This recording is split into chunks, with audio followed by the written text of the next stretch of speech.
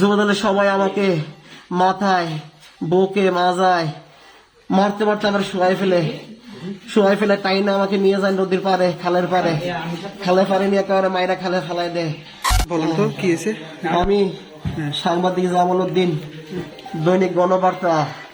আমি গোপন সূত্রে খবর পাইছে যুব দলের লোকজন, বান্দরবান বিএনপি যুব দলের লোকজন কেন্দ্র দখলের পায়তারা করতেছে। আমি ওই এলাকায় গেলে, কাশেমপাড়ায় গেলে দেখিছে সেখানে যুব দলের লোকজন হইচই করতেছে। পরে আমি ক্যামেরা রেকর্ড অন করলে আমাকে বলে তুই কে?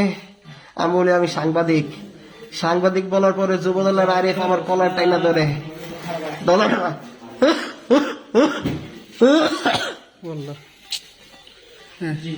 যুবদলের আরিফ কলার টেনে ধরলে যুবদলের সবাই আমাকে মাথায় বুকে মাজায় মারতে মারতে আমার শুয়াই ফেলে টাইনা আমাকে নিয়ে যায় নদীর পারে খালের পারে নিয়ে একেবারে মাইরা খালে ফেলাই দেয়। আমি অজ্ঞান হয়ে পড়লে তারপর মারতে থাকে। আমি আর কিছু বুঝি নাই। তারপর আমাকে পুলিশ গিয়ে উদ্ধার করে নিয়ে আসছে।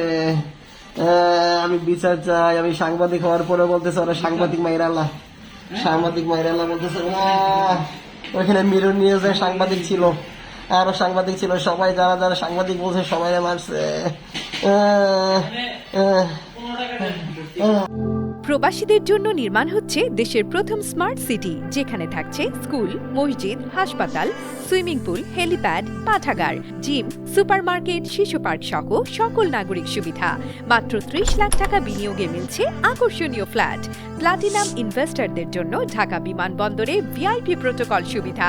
বিস্তারিত জানতে যোগাযোগ করুন স্ক্রিনে দেয়া হোয়াটসঅ্যাপ অথবা ইমো নাম্বারে।